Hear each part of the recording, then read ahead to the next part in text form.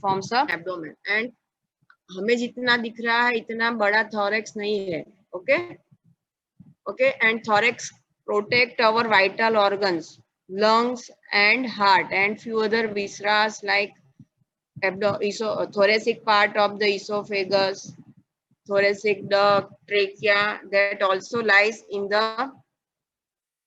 your thoracic region. And thoracic cage, this structures is known as a thoracic cage. Okay, this structure is known as a thoracic cage, and it is made up of the osteocartilaginous framework. Ab osteocartilaginous means the part of the ribs forms the osseous part, bony part, and cartilage, costal cartilage forms the cartilaginous part. This osteocartilaginous framework help in the movement of the thoracic cage during the respirations. तो जब भी respiration होता है तो it is increased, ये आपका thoracic diameter, anteroposterior diameter and transverse diameter, because the movement takes place at the osteocartilaginous framework, that is thoracic cage. तो यहाँ पर जितने भी bone joints बन रहे हैं यहाँ पर movement possible है, so that helpful in the increasing and decreasing the diameter of thoracic cavity. It is a elastic and conical cavity. Okay, वो elastic है. The elasticity is provided by the costal cartilages.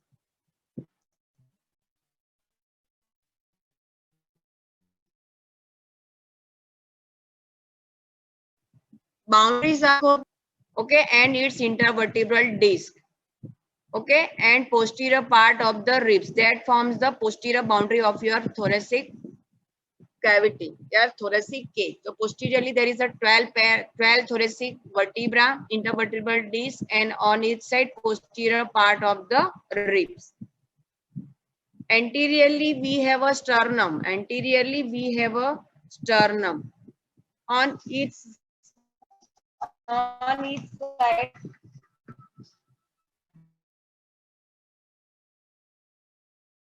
On each side,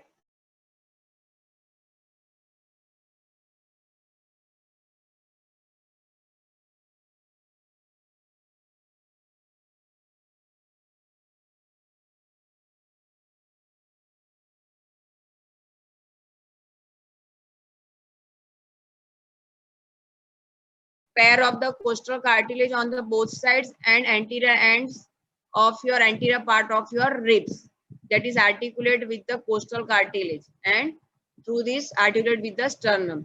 Shape of the thoracic cavity, it is truncated cone. It is a truncated cone. उसका मतलब क्या होता है?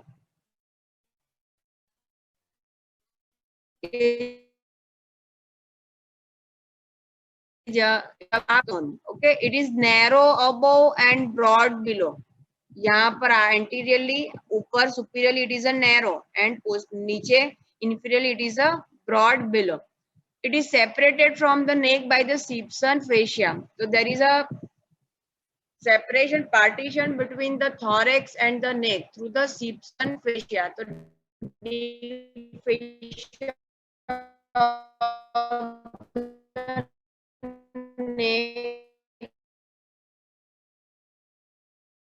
you look at the shape of your thoracic cavity, it is a bean shape or kidney form. It is a bean shape or kidney form, kidney shape. Thoracic cage consists of the thoracic inlet and the thoracic outlet. Okay, it is a bean shape. Boundaries are thoracic inlet की boundaries are thoracic inlet. यहाँ पर उसकी आप boundary देखो तो anteriorly there is a upper border of your sternum, manubrium sterni. Posteriorly you have a superior surface of the T1 vertebra, ये वाला, and on each side, दोनों साइड पे inner border of your first rib. This is your inner border of the first rib with its cartilage. Okay, this is your thoracic inlet. This is your thoracic inlet. तो boundary हम फिर से देखते हैं. तो boundary is formed by the superior border of upper border of your manubrium sterni. फिर on each side first costal cartilage and inner border of the first. Posteriorly you have a upper surface or superior surface of the first rib, first thoracic vertebra, first thoracic vertebra, ये वाला। Okay, thoracic outlet तो diaphragm जो है बराबर वो partition बनाएगा। Okay, boundary हम देखेंगे तो थोरेसिक आउटलेट ये है, तो it is 7th 8th and 9th and 10th costal cartilage. तो यहाँ पर आप देखो तो ये first, second, third, fourth, fifth, sixth and 7th, ये वाली आपकी 7th रिब है, बराबर 7th रिब। तो 7th रिब के नीचे 8, 9 एंड 10 रिब है। तो ये जो से 7th यहाँ पर, तो ये 7th 8th 9th and 10th, ये सब दोनों साइड पे ऐसी जो आर्टिकुलेशन बन रहा है, that forms a anterior boundary of thoracic outlet. Posteriorly you have a 12 thoracic vertebra पीछे, on each sides you have a 11 and 12 ribs। Okay, तो ये जो thoracic cage की ये bony framework है, that forms the thoracic outlet, that forms a thoracic outlet। okay, wall of the thoracic is your next lecture। okay, so this is your introduction of thorax। तो thoracic inlet कैसे बनती है, outlet कैसे बनती है, thoracic cage क्या है। okay, this is your introduction of the thorax। okay, now our new lecture is next lecture is on ribs।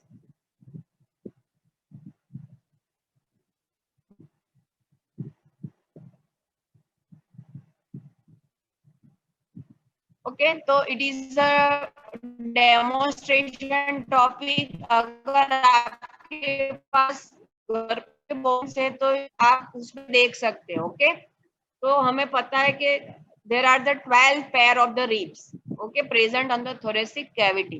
they are the flat bone, ribs are categorized as a flat bone and they are the 12 pairs। okay, अब आप articulation एक बार देख लो, तो रीब से उसके anterior and के पास coastal cartilage है, और costal cartilage articulates with the sternum in front and ribs articulate with the thoracic vertebra on its posterior aspect।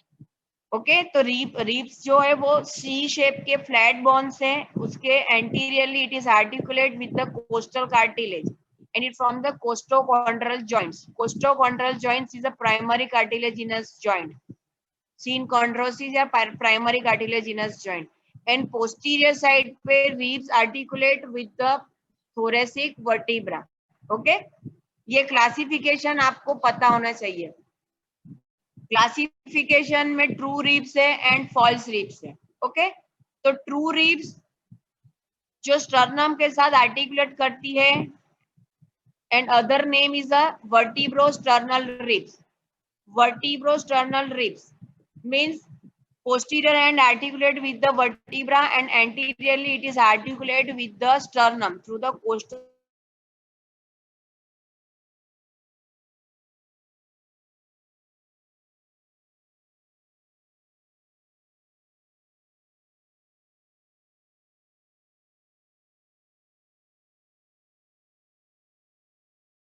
ribs। Vertebrochondral ribs तो 8th 9th एंड 10th, तो ये 7th रिब है, तो 8th 9th and 10th rib आप देख सकते हो कि 8th 9th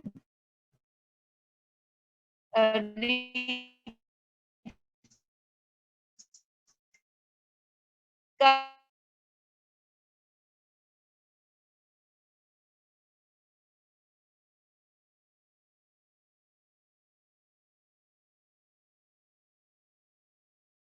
posteriorly articulate with the vertebra, but anteriorly it is not articulate with the sternum, but instead sternum it articulate with the higher coastal cartilage, higher coastal cartilage। 8th 7th के coastal cartilage के साथ articulate करेगा, 9th तो length का costal cartilage articulate करेगा 9th के coastal cartilage के साथ। So they are the vertebrochondral rib. other is a floating rib or vertebral ribs। so floating they posteriorly articulate with the vertebra but anterior end is free, so it is not articulate with the coastal cartilages of other vertebra। okay, other ribs। so this is your floating ribs and 12th ribs. Okay, तो ये classification आप अच्छे से याद करो। First true ribs and the false rib. True ribs में आएगा आपका vertebro sternal ribs, vertebro sternal ribs. So first to 7 ribs are the vertebro sternal ribs. So posteriorly it is articulate with the vertebra and anteriorly it is articulate with the costal cartilage and through the costal cartilage it articulates with the sternum. यहाँ पर आप अच्छे से देख सकते हो। Okay, दूसरा है फॉल्स रिब में दो कैटेगरी है, वर्टिब्रो कॉन्ट्रल रिब्स है एंड फ्लोटिंग रिब्स है। Vertebrochondral ribs 8th 9th and 10th ribs है। Posteriorly it articulates with the vertebra, but anteriorly it articulates with the higher costal cartilage, and floating ribs are 11th and 12th rib. Anteriorly they have no articulation. Posteriorly now typical ribs and atypical ribs. 3 to 9th ribs are the typical ribs.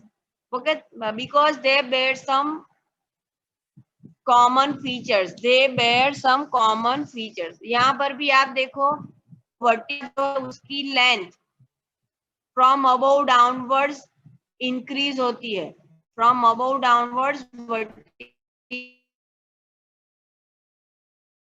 की length है तो downward vertebra के sorry दो ribs की जो length है वो ऊपर से नीचे जाओ तो ये इंक्रीज हो रही है, ऊपर से नीचे इंक्रीज हो रही है।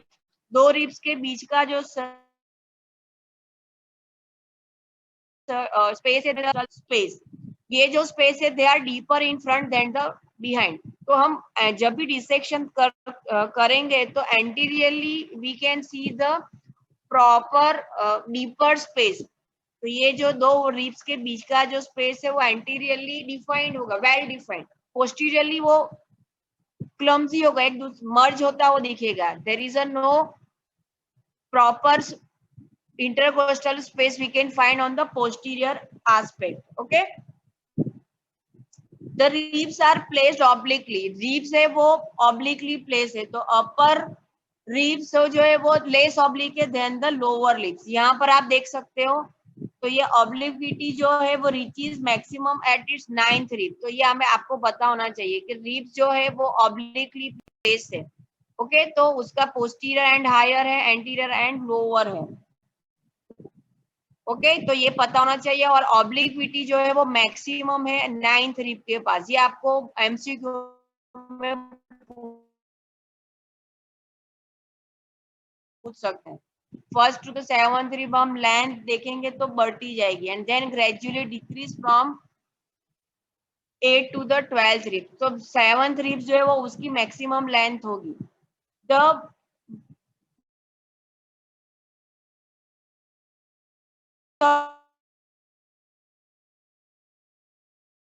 कहाँ है वो पता होना चाहिए और मैक्सिमम लेंथ कहाँ है वो पता होना चाहिए। ओके, आर्टिकुलेशंस मैंने आपको बता दिया है, ट्रू रिब्स, फॉल्स रिब्स और vertebrosternal, vertebrochondral, vertebral ribs.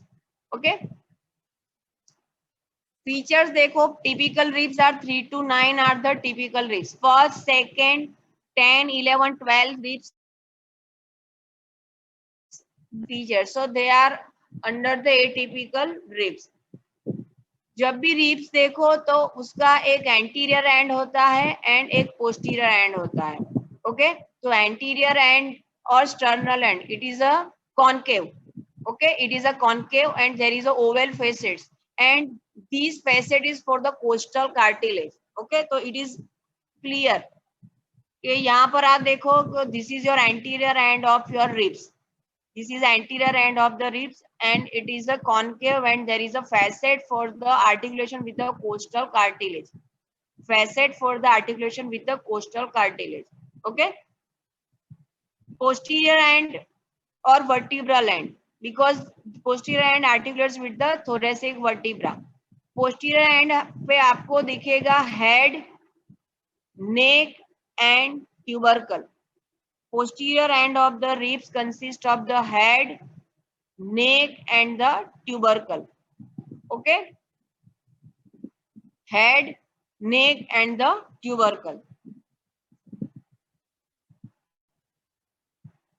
Head consist of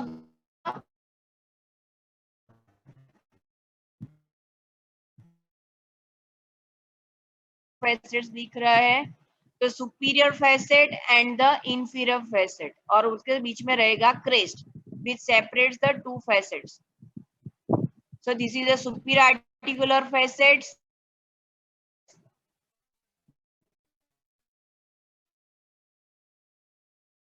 inferior facet जो है वो आर्टिकुलेट करेगा ऊपर की थोरेसिक वर्टिब्रा की बॉडी के साथ, और ये जो लोअर वाला फैसेट से आर्टिकुलेट करेगा सेम थोरेसिक वर्टिब्रा की बॉडी के साथ.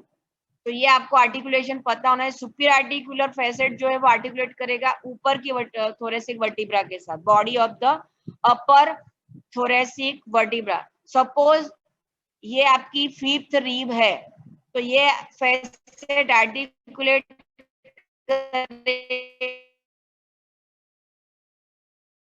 करेगा फोर्थ की बॉडी सेम थोरेसिक वर्टिब्रा के साथ. ओके, ये फिफ्थ है तो ये फोर्थ थोरेसिक वर्टिब्रा के साथ आर्टिकुलेट करेगा, और ये फिफ्थ थोरेसिक वर्टिब्रा की बॉडी के साथ आर्टिकुलेट करेगा. ओके,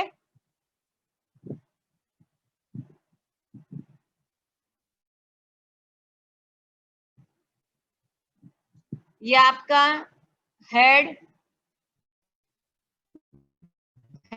में दो फेट स्मॉल होगा, दो फेट लार्जर होगा, और आप देख सकते हो upper small face, lower larger facet, और उसके बीच में क्रेस्ट रहेगी. This is your head. Okay, head के बाद neck. Between the head and the tubercle के बीच का जो पोर्शन है, this is your neck of the rib.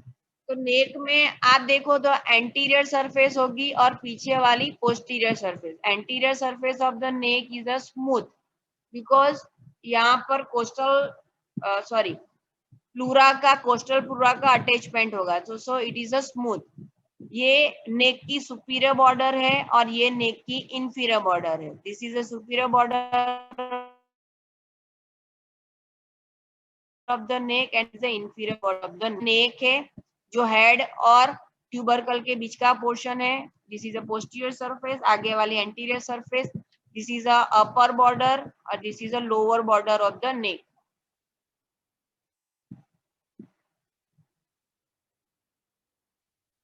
फिर नेक और शाफ्ट के बीच के जंक्शन के पास यू हैव अ ट्यूबरकल. यहाँ पर आपको ट्यूबरकल दिखेगा. नेक एंड शाफ्ट के जंक्शन के पास ट्यूबरकल का लोकेशन होता है. It is medial articular part, articular part. तो ट्यूबरकल कहाँ पर रहेगा? नेक और शाफ्ट के जंक्शन के पास रहेगा. ट्यूबरकल में मीडियल पार्ट जो है that is articular, and lateral part है वो नॉन आर्टिकुलर. ओके, इतना समझ में आया? Please write down in a chat box.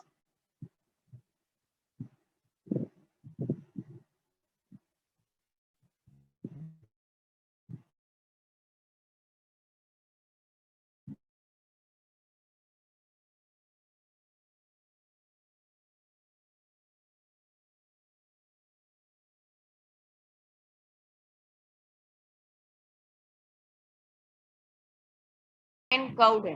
अब ट्यूबरकल से 5 सेंटीमीटर लेटरली यहाँ पर आपको एक एंगल दिखेगा, एक ऑब्लिक रीच दिखेगी. That forms the angle of the rib. It is a cast. Rib में जो भी फ्रैक्चर होते हैं वो एंगल ऑफ द रिब के पास होते हैं. बराबर. अब आप रिब शाफ्ट की देखो तो वो पीछे की ओर जा रही है एंड देन लेटरली रन कर रही है. ओके, तो it runs backward and laterally. Tubercle से देखो तो बैकवर्ड पीछे की आर लोकेटेड है